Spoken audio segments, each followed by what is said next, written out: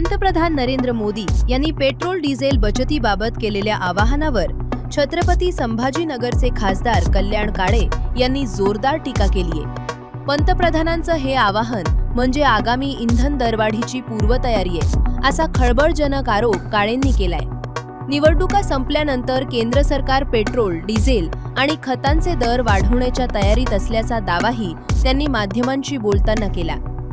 यावेळी त्यांनी गाजलेल्या निदा खान प्रकरणावरही भाष्य केले।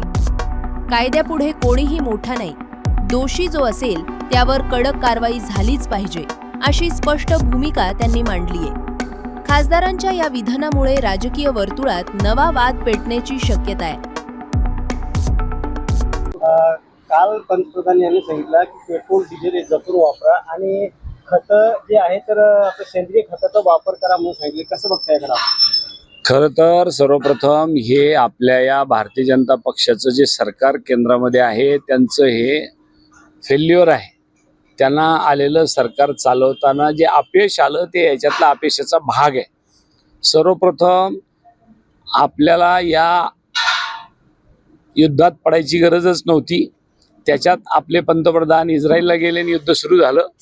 युद्धजन्य परिस्थिती निर्माण झाली तर कारण नसताना त्यांच्यामध्ये आपण ओढवला गेलो।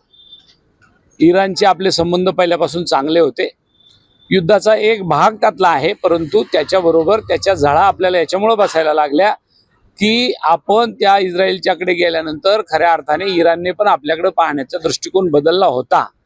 तरी सुद्धा नंतर इराणने आपला जुना मित्र म्हणून भारताच्या नागरिकाकडे पाहून आपल्याला तेल वायू हे पाठवण्याच्या दृष्टीने सहकार्यच केलं। परंतु मधल्या त्या युद्धजन्य परिस्थितीनंतर अशी परिस्थिती निर्माण झाली।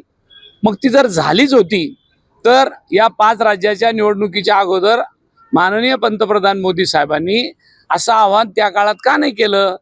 हळूहळू अशी वातावरण निर्मिती पंतप्रधान करू पाहत आहे की युद्धजन्य परिस्थितीमुळे मला तेलाचे आणि गॅसचे भाव वाढवावे लागतील, त्याची ही पूर्व सूचना आहे। हे जपून वापरा वगैरे हे बोलायच्या गोष्टी आहे। निवडणूक होती म्हणून भाव वाढवले नाही, आता निवडणूक संपलेली आहे, लवकरच भाववाढ करायची आहे, याच्यासाठी ही भाववाढ करण्याच्या आधीची पूर्वतयारी आहे।